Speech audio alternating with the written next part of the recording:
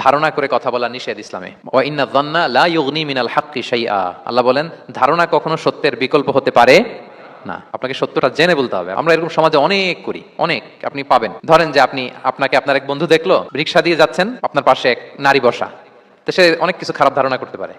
এরকম হয় না সমাজে? এমন হতে পারে যে আপনি আপনার ছোট বোনকে নিয়ে বেরিয়েছেন, হতে পারে না? কিন্তু আপনি তো একটা ধারণা করে ফেললেন অন্য কিছু। বা আপনার ভাগ্নিকে নিয়ে বের হয়েছেন, আপনার আপন খালাকে নিয়ে বেরিয়েছেন কোনো কাজে, ডাক্তারের কাছে, কিছু একটা হতে পারে। কিন্তু তাকে দেখেই আমি এদিক সেদিক বলতে আরম্ভ করলাম যে ওকে তো দেখছি এরকম এরকম এরকম। আছে না নাই? আমাদের সমাজে আমি দেখেছি যে কারো যদি ঠোঁট কালো হয় তো মানুষ ধারণা করে নেই লোকটা মনে হয় সিগারেট খায়। কিন্তু সিগারেট সেবন করা ছাড়াও কারো ঠোঁট কালো হতে পারে কি পারে না বলেন? এই যে এগুলো সমাজে প্রচলিত। বিয়ে করার পর ইমিডিয়েট যদি কেউ একটা গাড়ি কিনে বা হুন্ডা কিনে, এটা কি বলে বলেন তো?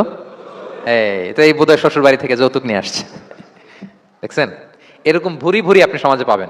আন্দাজে ধারণার উপরে আমরা অনেক কথা বলে ফেলি, কিন্তু নিশ্চিত না হয়ে আপনি কোনো কমেন্টসে যেতে পারবেন না, এটা একেবারে নিষেধ।